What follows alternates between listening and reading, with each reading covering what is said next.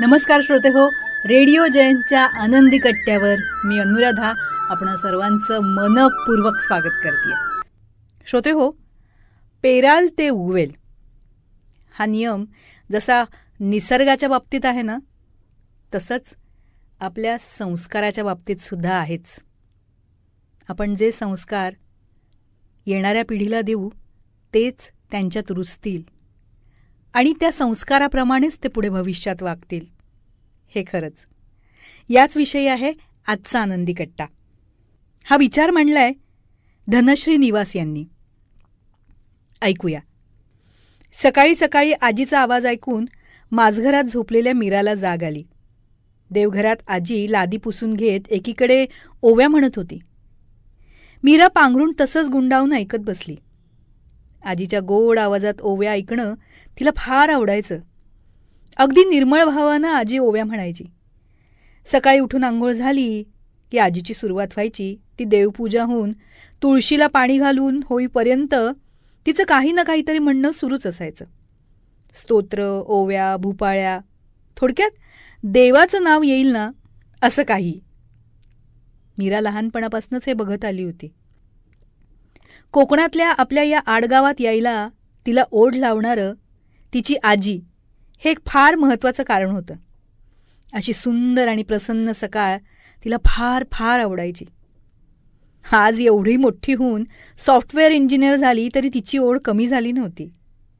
Lockdown झाल्यावर तर ती इकडेच मुक्कामाला आली.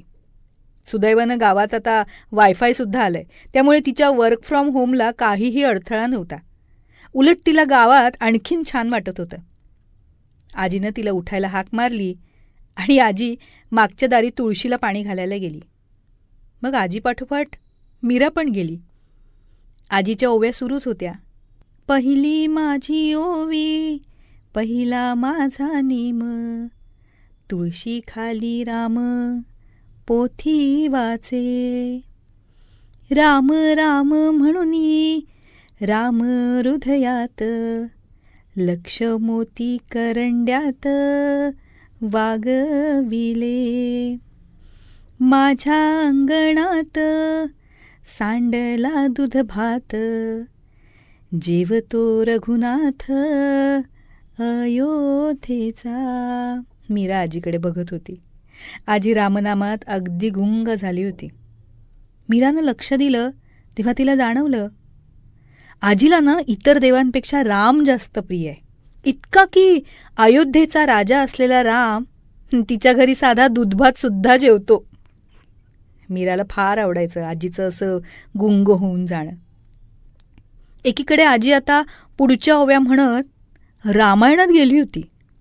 रामाची ग सीता, लक्ष्मणाची वहिनी, दशरथाची पहिली ज्येष्ठ सून, राम रथावरी, लक्ष्मण घोड्यावरी, मागून येई डोली सीता माईची, राम चाले वाटे, लक्ष्मण झाडी काटे, ऐसे बंधू नाही कोठे पृथ्वीवर. मीरा दात न घासता तशीच पाठच्या दारी आजीकडे बघत बसली होती. नुकताच अयोध्येला झालेला राम मंदिराचा उद्घाटन सोहळा आजीबरोबर बसून तिने पाहिला होता. आजीच्या डोळ्यात तेव्हा आनंदाश्रू आलेले सुद्धा तिने पाहिले होते. आत्तासुद्धा आजीच्या या ओव्या ऐकत अचानक तिला काहीतरी सुचलं. तशीच उठून लॅपटॉप उघडून बसली ती आणि काम करायला लागली. इकडे आजीनं जरा चढ्या आवाजात तिला तोंड धुवून आवरायला सांगितलं. 5 मिनिटं करत तब्बल अर्ध्या तासानं उठली ती आणि एकदम आनंदानं. सगळं आवरून झाल्यावर नाश्त्याला गरम गरम मऊ भात खाताना तिनं आजीच्या नकळत काका काकूंना आपली कल्पना सांगितली. त्यांनाही तिची कल्पना फार आवडली. तोवर इकडे पोथी वाचून आजीची पण सगळी सकाळची कामं उरकली होती. मीरा आजीला म्हणाली, आजी मी 4-5 दिवसात निघेन म्हणतेय, पण यावेळी ना तुलासुद्धा माझ्याबरोबर मुंबईला यायला लागेल. आता मध्येच कशाला गो मुंबईला? आजीनं शंका विचारली. मी म्हणते म्हणून ग, बाकी काही नाही. अहो एवढी पोर आग्रह करते तर जाऊन या की 4 दिवस. नंतर परत आंब्याचा सीझन सुरू झाला की मग कुठं नाही जाता यायचं. शिवाय मागचं वर्षभर घरातच आहोत आपण सगळी. बरं वाटेल तुम्हाला जरा. काकूंच्या अशा समजावणीच्या शब्दाचं मीराला कौतुक वाटलं. उगाच नाही आजीचं आणि तिचं चांगलं जमतं असं तिच्या मनात आलं. आजी तयार झाली. बॅग भरताना उगाच जरीकाठच्या 3-4 साड्या तिनं आजीला भरायला लावल्या. बरोबर 4थ्या दिवशी दोघी मुंबईत पोचल्या. 2 दिवस मुंबईत घालवून मीरा आजीला म्हणाली की मी कामासाठी बाहेर चालली आहे, तू पण चल, तेवढंच फिरून होईल. इथे सुद्धा मीरेच्या आग्रहापुढे आजीचं काही चाललं नाही. मीरा तिला थेट एअरपोर्टवर घेऊन आली. आपण विमानानं जायचं या विचारानंच आजीला एकदम आश्चर्य आणि आनंद झाला.